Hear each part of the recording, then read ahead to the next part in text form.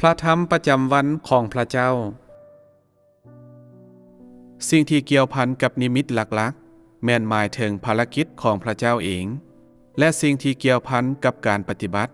แม่นเฮ็ดโดยมนุษย์และบ่ได้มีส่วนเกี่ยวข้องหยังกับพระเจ้าภารกิจของพระเจ้าถูกเฮ็ดให้สำเร็จโดยพระเจ้าเองและการปฏิบัติของมนุษย์ก็ถูกบรรลุโดยมนุษย์เองสิ่งที่พระเจ้าเองควรปฏิบัติบ่จำเป็นต้องให้มนุษย์ปฏิบัติและสิ่งที่มนุษย์ควรปฏิบัติก็บ่เกี่ยวข้องกับพระเจ้าเลยซึ่งภารกิจของพระเจ้าแม่นพันธกิจของพระองค์เองและบ่เกี่ยวข้องกับมนุษย์ภารกิจนี้บ่จำเป็นต้องให้มนุษย์ปฏิบัติและยิ่งไปกว่านั้นมนุษย์จะบ่สามารถปฏิบัติภารกิจที่พระเจ้าปฏิบัติสิ่งที่มนุษย์จำเป็นต้องปฏิบัติต้องถูกเฮ็ดให้สำเร็จโดยมนุษย์บ่ว่ามันจะเป็นการเสียสละชีวิตของเขาหรือเป็นการส่งมอบเขาให้กับซาตานเพื่อยืนเป็นพยานทุกสิ่งเหล่านี้ต้องถูกเฮ็ดให้สำเร็จโดยมนุษย์พระเจ้าเองเฮ็ดสำเร็จภารกิจทั้งหมดที่พระองค์ควรเฮ็ดและสิ่งที่มนุษย์ควรเฮ็ดก็ได้แสดงให้กับมนุษย์แล้วและภารกิจที่เหลือก็ขึ้นอยู่กับมนุษย์ที่จะเฮ็ดพระเจ้าบ่ปฏิบัติภารกิจเพิ่มพระองค์เพียงแต่ปฏิบัติภารกิจที่อยู่ภายในพันธกิจของพระองค์เท่านั้นและเพียงแต่แสดงให้มนุษย์เห็นถึงหนทางและเพียงแต่ปฏิบัติภารกิจเพื่อเปิดหนทางและบ่ได้ปฏิบัติภารกิจเพื่อบุกเบิกหนทาง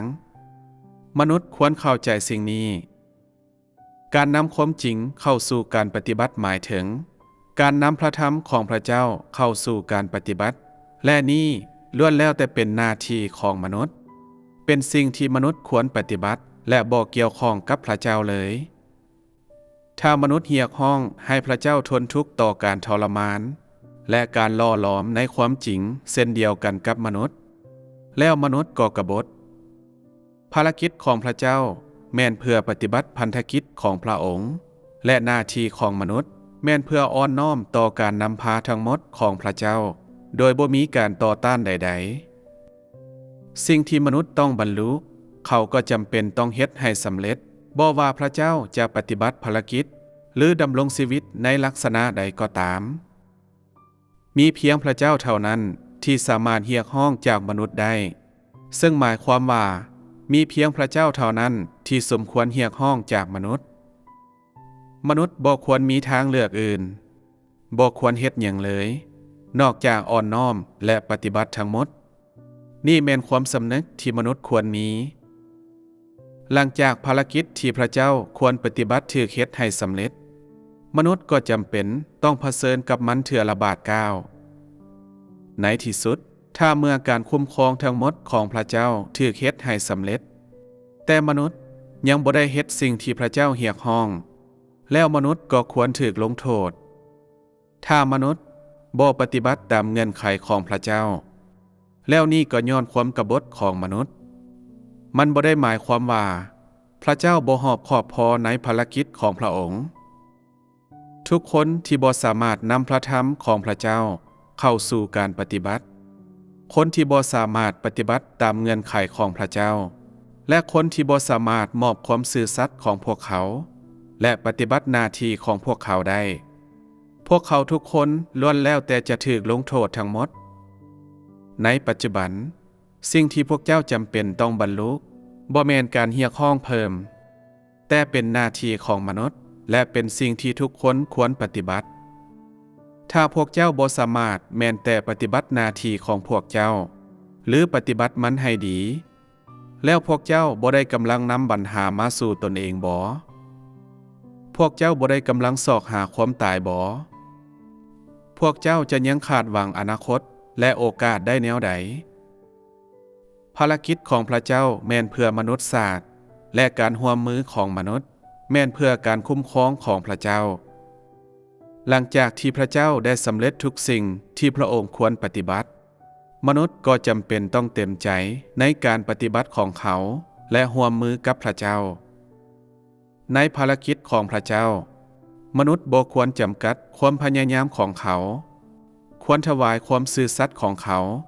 และบ่ควรยึดติดกับแนวคิดหลาย หรือนั่งอยู่ละล่าและล้อท่าความตายพระเจ้าสามารถสละพระองค์เองเพื่อมนุษย์แล้วเป็นอย่างมนุษย์จึงบ่สามารถถวายความซื่อสัตย์ของเขาให้กับพระเจ้าได้พระเจ้ามีหัวใจและจิตใจหนึ่งเดียวต่อมนุษย์แล้วเป็นอย่างมนุษย์จึงบ่สามารถให้ความร่วมมือแม้แต่น้อยเดียวพระเจ้าปฏิบัติภารกิจเพื่อมนุษย์สากแล้วเป็นอย่างมนุษย์จึงบ่สามารถปฏิบัติภารกิจบางอย่างของเขาเพื่อการคุ้มครองของพระเจ้า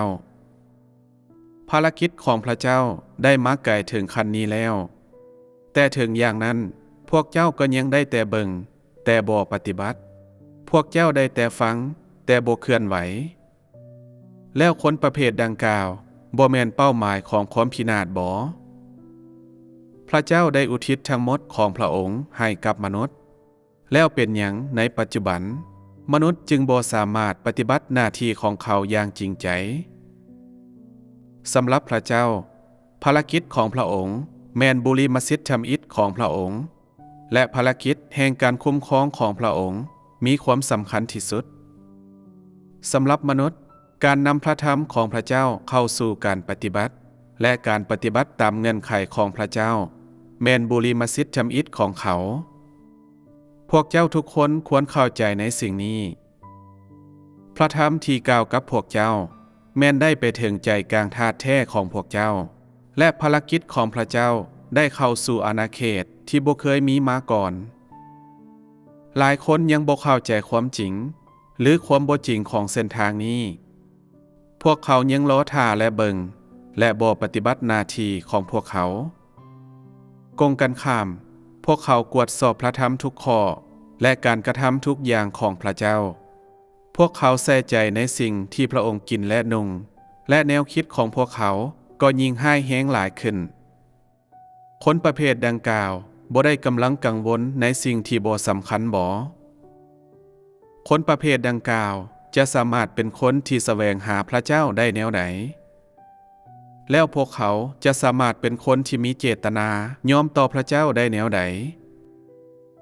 พวกเขาประความซื่อสัตย์และหน้าที่ของพวกเขาไว้ทั้งหลังของความคิดของพวกเขาและใส่ใจแต่บนอยู่ของพระเจ้าแทนพวกเขาเป็นตาหน่ายหลายถ้ามนุษย์เข้าใจทุกสิ่งที่เขาควรเข้าใจและนำทุกสิ่งที่เขาควรปฏิบัติเข้าสู่การปฏิบัติแล้วพระเจ้าจะประทานพรของพระองค์ให้กับมนุษย์อย่างแน่นอนย้อนสิ่งที่พระองค์เรียกร้องจากมนุษย์ก็คือหน้าที่ของมนุษย์และสิ่งที่มนุษย์ควรปฏิบัติถ้ามนุษย์บ่สามารถเข้าใจในสิ่งที่เขาควรเข้าใจและบ่สามารถนำสิ่งที่เขาควรปฏิบัติเข้าสู่การปฏิบัติแล้วมนุษย์ก็จะถูกลงโทษคนที่บ่ร่วมมือกับพระเจ้าแม่นศัตรูกับพระเจ้าคนที่บ่ยอมรับภารกิจใหม่แม่นต่อต้านภารกิจนั้นถึงแม้นว่าคนดังกล่าวบ่ได้เฮ็ดหยังที่ต่อต้านภารกิจนั้นอย่างชัดเจนก็ตามทุกคนที่บ่นำความจริงที่พระเจ้าเรียกร้องเข้าสู่การปฏิบัติก็เป็นคนที่ต่อต้านโดยตั้งใจและกบฏต่อพระธรรมของพระเจ้าถึงแม้นคนดังกล่าวจะใส่ใจกับภารกิจของพระวิญญาณบริสุทธิ์เป็นพิเศษก็ตามคนที่บ่เชื่อฟังหรืออ่อนน้อมแม่นคนกบฏและพวกเขาต่อต้านพระเจ้าคนที่บ่ปฏิบัติหน้าที่ของพวกเขาแม่นคนที่บ่ร่วมมือกับพระเจ้าและคนที่บ่ร่วมมือกับพระเจ้าแม่นคนที่บ่ยอมรับภารกิจของพระวิญญาณบริสุทธิ์